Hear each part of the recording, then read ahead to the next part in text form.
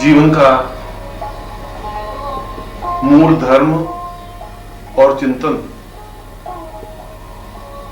प्रेममय हो जाना है। और वास्तव में यह प्रेम पंथ अति कठिन है और जीवन के सारे रास्ते बहुत सरल हैं, बहुत आसान हैं, मगर अपने हृदय में, दिल में प्रेम की चाहत पैदा कर देना और भगवान में अपने आप को लीन कर देना अत्यधिक कठिन है, अत्यधिक दुष्कर है।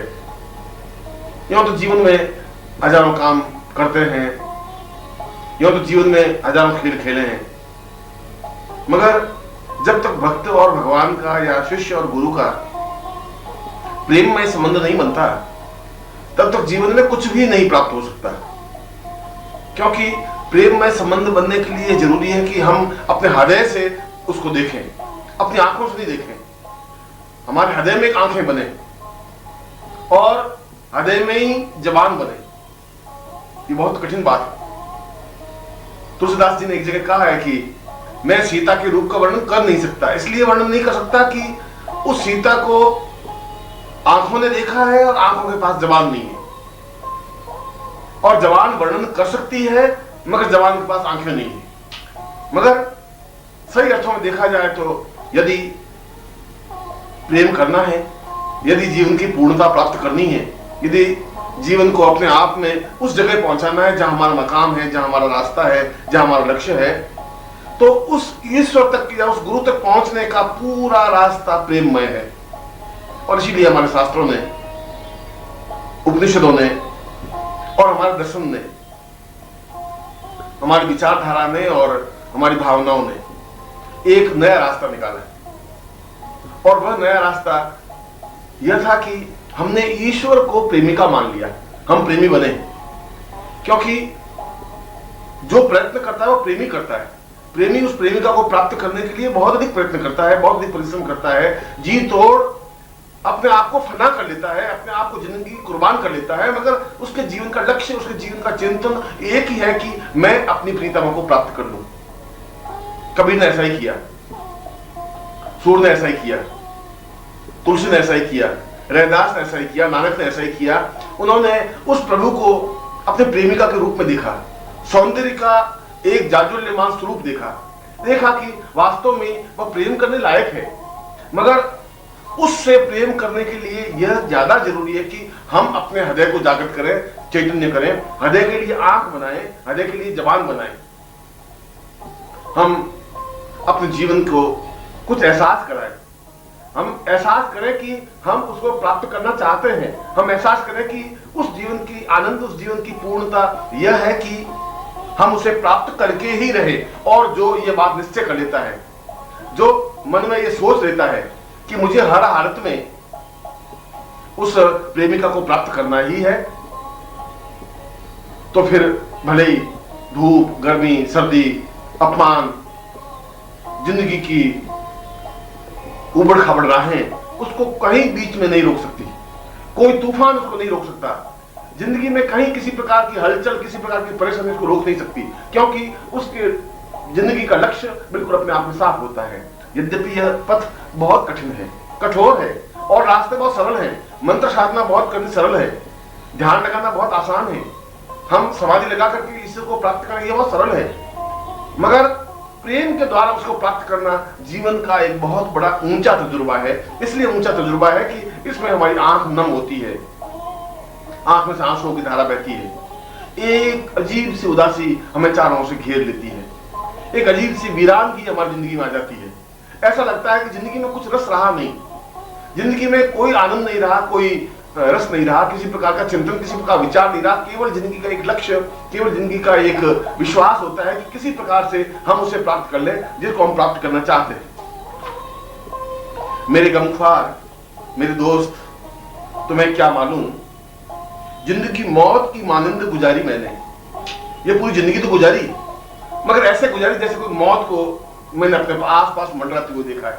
हर समय एक उदासी रही, हर समय ये घबराहट रही कि मैं अपनी जिंदगी में उसको प्राप्त कर सकूंगा या नहीं कर सकूंगा। मैं अपनी जिंदगी में अगर गुरु को प्राप्त करना चाहता हूं और यदि नहीं प्राप्त कर सका, गुरु में लीन नहीं हो सका, तो फिर जिंदगी का कोई मकसद नहीं रह पाएगा। और इस जिंदगी के उन हजार हजार तजुर्बों में सहारे भी मिले तो मौत के परवाने भी मिले। हर बार आशंका रही, हर बार एक टकराहट रही, हर बार मन में एक घबराहट रही। ऐसा लगा कि जैसे इस जीवन में मैं सफलता प्राप्त कर भी सकूंगा या नहीं, क्योंकि मुझे तो उस महबूबा को प्राप्त करना है, उस ईश्वर को प्राप्त करना है, अपने आप को उसमें लीन करने की क्रिया करनी है। कभी जिंदा रहने की कल्पना होती है, कभी मौत होने का तजुर्बा हो जाता है, कभी ऐसा लगता है कि जैसे जिंदगी है ही नहीं, कभी ऐसा लगता है कि शायद जिंदगी कुछ घड़ियां बाकी हैं और हम शायद इस जिंदगी में कुछ मिल सकें। यह तो जिंदगी का एक मौत और जिंदगी के बीच में एक खेल चलता रहता है। मगर इसमें भी जो रास्ता और रास्ते पर चलता ही रहता है, जिसने जिंदगी में निश्चय कर लिया कि मुझे हर हालत में इस रास्ते को पार करना है, अगर एक बार निश्चय कर लिया कि मुझे इसको प्राप्त करना है और प्राप्त करना है, तो फिर उसके लिए कुछ भी बेमानी नहीं होता। युद्ध को जीतने के लिए किसी भी प्रकार की स्थिति, किसी प्रकार की तरकीब अपनाई जा सकती है, और प्रेम को जीतने के लिए, प्रेमिका को प्राप्त करने के लिए कोई भी स्थिति, कोई भी तरकीब प्राप्त की जा सकती है। ईश्वर को प्राप्त करने के लिए कोई तरकीब गौण नहीं होती, गुरु को प्राप्त करने के लिए कोई तरकीब व्यक्त नहीं होती। वह तो एक जिंदगी और मौत की बात है। मौत से भी ज्यादा बदतर सजा हो तो उसको भी हम भुगतने के लिए तैयार। जीने के अगर चंद सहारे भी मिले हैं तो जान से जाने के इशारे भी मिले। जिंदगी धूप और छां रही है।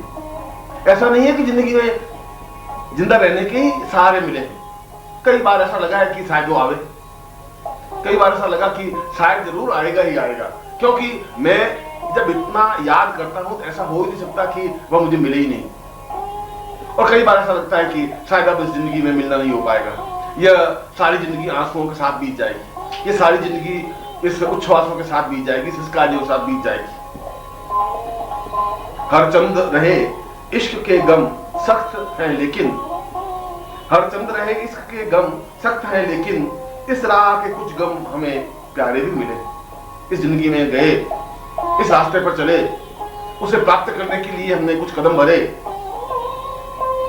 तो इसमें कांटे बहुत मिले, इसमें खार ने हमारे दामन को बहुत ज्यादा पकड़ा, हमारे कपड़े जार हुए, मगर कुछ गम हमें ऐसे भी मिले जिनको हमने पाला, उन गमों के सहारे जिंदगी काटी।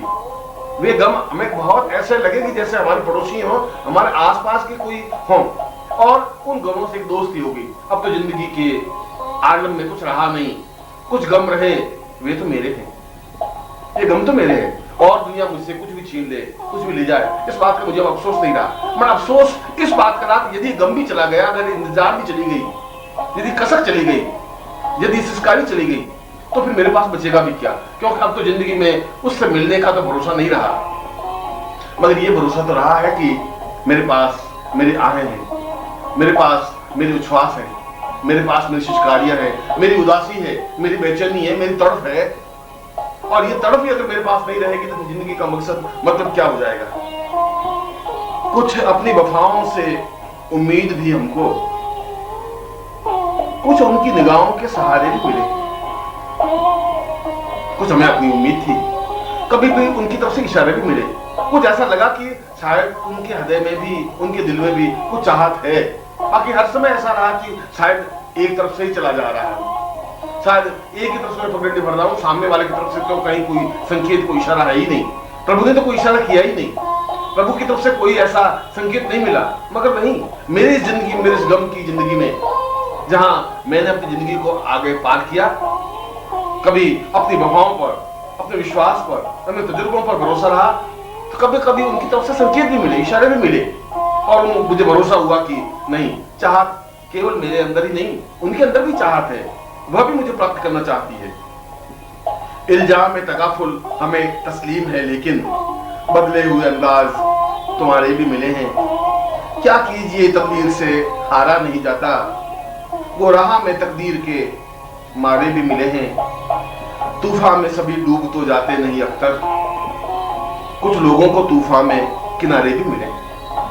और मैं इस उम्मीद में तो जिंदा हूं, यही तो एक उम्मीद है कि मैं इस प्रेम के समंदर में कूद गया हूं, मैं तो आगे बढ़ रहा हूं, और ऊंची आंधियां, थपेड़े, लहरें मुझे लील जाने के लिए, मुझे डुबो देने के लिए तैयार हैं। उनका एक ही प्रयत्न है, एक ही कोशिश है कि मैं समाप्त हो जाऊं। इतनी बड़ी लहरें कि मैं बच जाऊं, ये बहुत आश्चर्य की बात है। मगर एक यकीन है, एक विश्वास है कि तूफान में सभी डूब तो जाते नहीं अख्तर, सभी तूफान नहीं डूबते हैं। कुछ ऐसे होते भी हैं, कुछ लोगों को तूफान में किनारे भी मिले हैं। हो सकता है कि मैं लहरों से जूझ रहा हूं, इन बेचैनी, घबराहट, दुखों, इन परेशानियों, इन समस्याओं से जूझ रहा हूं, और शायद मुझे किनारा मिल जाए। हो सकता है कि मेरी नाव किनारे पर लग जाए। हो सकता है कि मैं जहां जाना चाहूं वहां चला जाऊं। हो सकता है कि मैं जिससे मिलना चाहूं वह मुझे मिल ही जाए।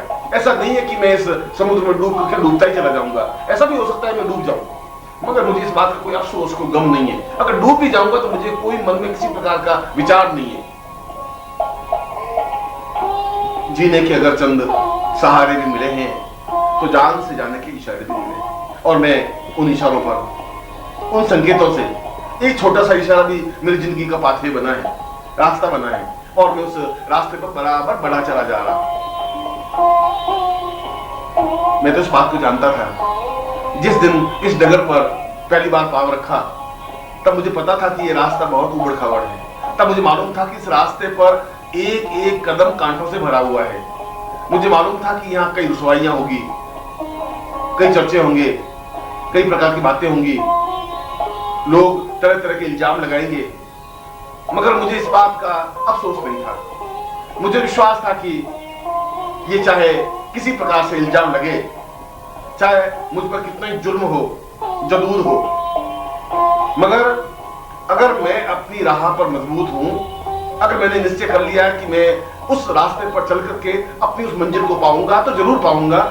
यद्यपि रास्ता कठिन है, मैं तो पहले ही समझ रहा था कि इस रास्ते में इतना आसान नहीं है। लोगों ने इस रास्ते को आसान समझ लिया है, मगर इस रास्ते पर तो जो मर्द हैं, जो बहादुर हैं, जिन्होंने जिंदगी के दामन को थाम करके आगे बढ़ने की कोशिश की है, जो निश्चय कर लिया है कि मैं किनारा पाऊंगा ही, वो इस तूफान में कूदते हैं, वो इस समंदर में छलांग लगाते हैं, और जो छलांग लगाते हैं वे या तो डूब जाते हैं या फिर किनारा पार लेते हैं। मगर मैं ऐसा कमजोर भी तो नहीं हूं। मुझे अपने आप पे कॉन्फिडेंस है, विश्वास है, मुझे अपने आप पे भरोसा है कि मैंने अपनी जिंदगी में जो चाहा है वह मिलेगा ही। क्योंकि मेरी जिंदगी का एक एक लम्हा, एक एक मुरब्बत, मेरी जिंदगी का एक एक तरफ उसकी याद में डूबा हुआ है। एक क्षण भी उसको अपनी आंखों से ओझल नहीं कर सकता। एक क्षण भी मैं ऐसा हुआ ही नहीं कि मैं अकेला रहा हूं। जहां रहा हूं या तो मेरे पास आंसू रहे, या सिसकारियां रही, या उसकी याद रही। अकेला तो रहा ही नहीं, अकेला मुझे रहने दिया ही नहीं। ईशा इश्क ने चमकाई है पलकों की शलीब, ईशा इश्क ने चमकाई है पलकों की शलीब, प्यार ने दर्द की अंजील को दोहराया है। फिर किसी याद का जलता हुआ पागल झोंका,